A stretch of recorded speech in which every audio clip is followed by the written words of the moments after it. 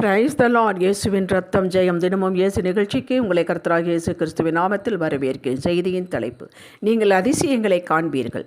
ஆதார வசனம் லூக்கா 5:26. அதிசயமான காரியங்களை இன்று கண்டோம். அதிசயங்களை காணப்போகும் அன்பர்களே, அதிசயமான காரியம் என்று நாம் எதை குறிப்பிடுகிறோம்? நம் மூளை ஏற்றுக்கொள்ளாதது, சொன்னாலும் ஏற்றுக்கொள்ள முடியாததும், விஞ்ஞானத்திற்கு மேட்ச் ஆகாதமான காரியங்களை நாம் அதிசயம் என்கிறோம்.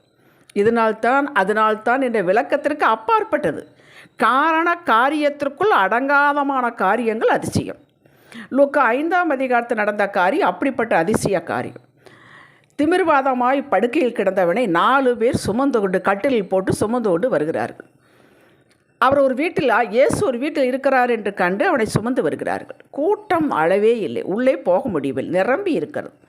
அவரிடம் கொண்டு செல்ல வகை தெரியாமல் மேலே வீட்டின் கூரையை பீத்து திறப்பாக்கி அப்படியே அவர் முன் அந்த கட்டிலை இறக்குகிறார்கள். இயேசு அவர்களின் விசுவாச பிரயாசத்தை கண்டு, மகனே, உன் பாவங்கள் மன்னிக்கப்பட்டது, நீ எழுந்து உன் படுக்கையை எடுத்துக்கொண்டு வீட்டுக்கு போ என்று உனக்கு சொல்கிறேன் என்றார். உடனே அவன் அவர்களுக்கு முன்பாக எழுந்து தன் படுக்கை எடுத்துக்கொண்டு தேவனை மகிமைப்படுத்தி தன் வீட்டுக்கு போனான் என்று பார்க்கிறோம்.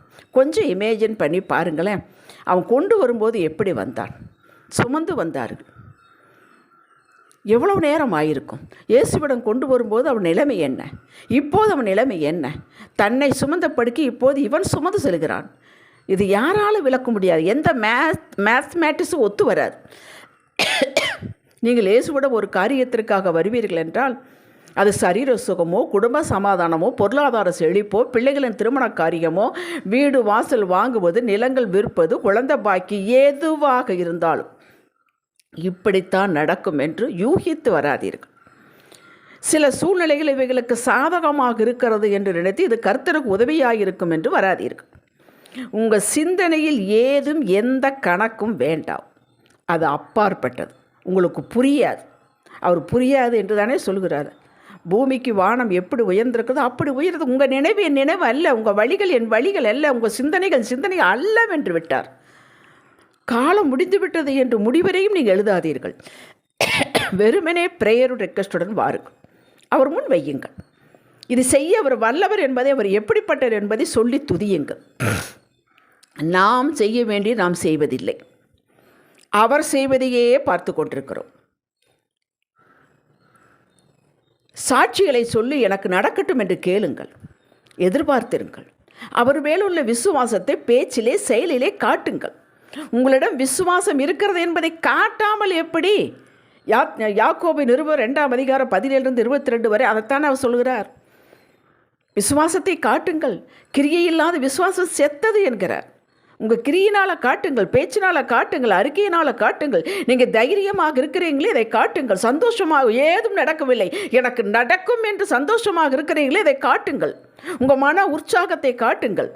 அவரை தேடுவதில் மும்மரத்தை காட்டுங்கள். உங்களை உற்சாகப்படுத்தும். மார்க் 5 ஜெப ஆலயத்தில் யவீரின் மகளிர் சுகத்திற்காக இயேசுவிடம் வந்தார். கிட்டத்தட்ட அவன் மரித்து போகிற இடம் என்றுதான் அவன் வந்தார். இடையில் காலதாமதம். அவரால் புறப்பட்டார், ஆனால் வர முடியவில்லை. அதற்குள் மகள் மரித்து விட்டாள் என்ற செய்தி வந்துவிட்டது. இயேசு யவீரை பார்த்து, பயப்படாதே, விசுவாசம் உள்ளவனாயிரு என்றார். மரித்து விட்டால் முடிந்து விட்டது என்று செய்தி. இதில் போய் எங்கே பயப்படாமல் இருக்கிறது? ஆனால் பயப்படாதே சொன்னாரே. அவர் சொன்னால் அதுக்கு ஒரு அர்த்தம் உண்டு. வீட்டுக்கு போனார். எல்லாரும் அழுகிறார்கள். பிள்ளை இறந்து விட்டால் என்று சொல்லி அழுது கொண்டிருக்கிறார்கள். இவர் சொல்கிறார், பிள்ளை இறக்கவில்லை, நித்திரையாக இருக்கிறார். அவர்களால் இவரை பார்த்து சிரிக்கிறார். ஏன் சிரிக்கிறார்கள்? இறந்து விட்டது உண்மை, ஆனால் இவர் நித்திரையாக இருக்கிறார் என்று சொல்கிறார். கணக்குக்கு ஒத்து வராது. அந்த மகளை உயிரோடு எழுப்பி கொடுக்கவில்லையா? இதற்கு எந்த ரீசனிங் சொல்லுவோம்? அப்படி மரித்து போனதாக இருக்கும் உங்கள் வாழ்வு உயிர்ப்பிக்கப்படும். இந்த வியாதியோடு வாழ வேண்டியதுதான் என்ற எண்ணத்தை தூக்கி எறிந்துவிட்டு இயேசுவிடம் வாருங்கள், கொடுங்கள். வியாதியின் ஆணிவேர் பிடுங்கப்படும். முன்னிலைமையை காட்டில் அற்புதமாக பின்னிலைமை இருக்கும். எசேக்கியேல் 36:11. முந்தி எப்படி செயல்பட்டார்களோ அப்படி செயல்படுவார்கள், அதை காட்டிலும் மேன்மையாக. ஜெபித்து கொண்டுதான் இருக்கிறேன், இன்னும் ஒன்று நடக்கவில்லை என்றால் காலம் சமீபித்து விட்டது, நடக்கப் போகிறது என்பதற்காகத்தான் இன்று இந்த செய்தியை கேட்க வைக்கிறார். இரும்பு தண்ணீரில் மிதக்குமா? சொல்லுங்கள். சொல்லி பாருங்க யாரிடாவது, பைத்தியமா உங்களுக்கு என்பார்கள். மிதந்ததே. 2 ராஜாக்கள் 6ஆம் அதிகாரம் 2லிருந்து 7 வரை நீங்கள் நேரம் எடுத்து வாசித்து பாருங்கள். அங்கே சிலர் தீர்க்கதரிசிகள் மரம் வெட்ட போகிறார்கள். எலிசா அங்கே இருக்கிறார். நீங்கள் என் கூட வர வேண்டும் என்று வருந்தி கூட்டிக் கொண்டு போகிறார்கள்.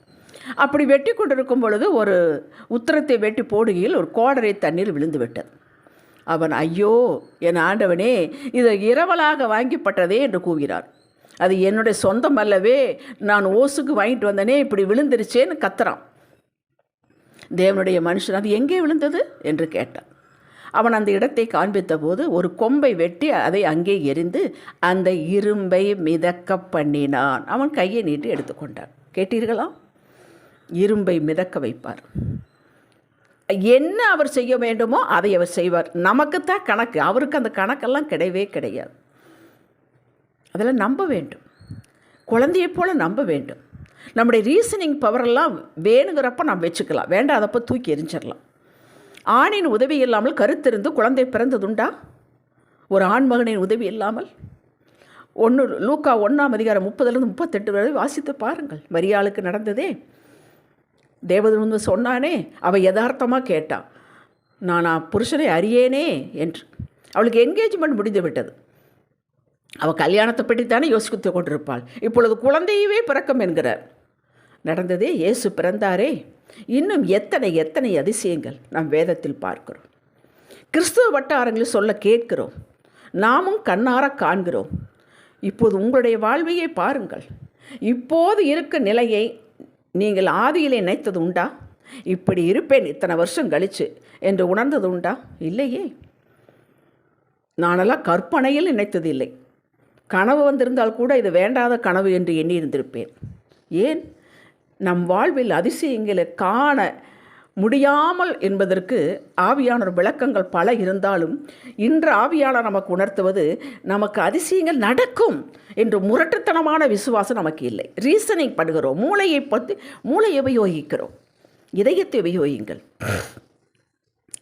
கிறிஸ்துவ வாழ்விற்கு இதயம்தான் முக்கியம். பயப்படுகிறோம், சந்தேகப்படுகிறோம்.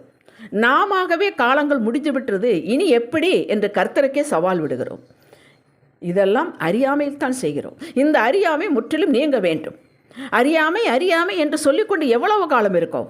200-300 வருஷத்துக்காக வாழப்போகிறோம்? யோசித்து பாருங்கள். காலங்கள் குறியது, எழுப்ப வேண்டும். ஆதியாகமம் 32ஆம் அதிகாரம் 21-29 வரை யாக்கோபின் சரித்திரம் உங்களுக்கு தெரியும். நிகழ்வு, அவன் 2 பரிவாரங்களோடு வருகிற 2 மனைவி, அவளுடைய தாதிமார்கள், 11 குழந்தைகளோடு வருகிறான். வரும்பொழுது யாப்போக்கு அதை கரெக்டாக வரும்பொழுது ஏசா தன்னை எதிர்கொண்டு வருகிறான் என்று கேள்விப்படுகிறான். பயந்து விட்டான். ஏன்னா அத்தனை செஞ்சுருக்கான், பழி வாங்கிடுவான்னு ஒரு பயம் வந்துருச்சு. எல்லாரையும் அந்த ஆற்றை துறவை கடந்து தான் மட்டும் தனியாக நிற்கிறான். கர்த்தர் சந்திக்கிறார். விடமாட்டேன்னு உடும்பப்படியாக பிடித்து கொண்டான். நீர் என்னை ஆசீர்வதிக்க வேண்டும் என்று பிடித்து கொண்டான். ஆசீர்வதித்தாரே, பெயரை மாற்றினாரே. இன்று வரலும் இஸ்ரேல் நாடுதானே சொல்லப்படுகிறது. நம்முடைய உறவு அவரோடு யதார்த்தமானதாக இருக்க வேண்டும். ஆவியானவர் உங்களிடம் சில குறைகளை உணர்த்தும் போது உடனே கீழ்ப்படுது, அது விட்டுவிட வேண்டும். உங்களை நீங்களே தகுதியற்றவர்களாக ஒரு நாளும் எண்ணக்கூடாது. முற்றிலும் தகுதியடைய முடியாத நம்மால் இந்த பாழ் உலகத்தில் தானே வாழுகிறோம். மாற்றிக்கொள்ளலாம், மாற்றிக்கொண்டே இருப்போம். கடைசியில் என்னெல்லாம் மாற்ற முடியாது அவரே மாற்றி கூட்டிகிட்டு போயிடுவார். சாப்பிட, குளிக்க, தூங்க நேரம் இல்லாமல் இருக்கலாம். அவரை தேட, செபிக்க, வேதம் வாசிக்க, வார்த்தையை தியானிக்க நேரம் இல்லை என்று சொல்வதை முற்றிலும் அழித்து விடுங்கள். இதுதான் இங்கே தான் நம்ம உட்கார்ந்து விட்டோம். அதிசயங்கள், அற்புதங்கள், பெரிய காரியங்கள் என்றும் நடக்கும். ஏதோ ஒரு நாள் அத்தி பூத்தாற்போர் அல்ல. தேவ வல்லமைக்கு எல்லை போடாதீர்கள், குறுக்காதீர்கள். அது மடை திறந்த வெள்ளம் போல வரும். உங்கள் குடும்பத்தில் வரும், உங்கள் மேல் வரும், சகல காரியத்திலும் வரும். அதிசயம் நடக்கும். மீகா 7:15 சொன்னது போல அதிசயங்களை காண பண்ணுவார். ஜெபிக்கலாம். தகப்பனே, சமுத்திரத்திற்கு எல்லை போட்டவர், சமுத்திரத்துக்கு உள்ளேயே ரோடு போட்டவர் நீர். நான் என்ன கேட்கட்டும்? என்னிலே, என் குடும்ப எல்லையிலே உங்களது அதிசய கிரியைகளை காட்டுங்க, வல்லமையை காட்டுங்க, சகலத்திலும் காட்டுங்க. நான் காண வேண்டும், நான் வாழ வேண்டும் விரும்புகிறேன். இயேசுவின் நாமத்தில் பிதாவே. இன்றைய சிந்தனைக்கு, என்னை ஜெனிப்பித்தவர் எப்படிப்பட்டவர், என்னோடு இருக்கிறவர் எப்படிப்பட்டவர் என்ற சிந்தனையே நான் தியானிப்பேன். ஆமேன். ஹல்லேலூயா.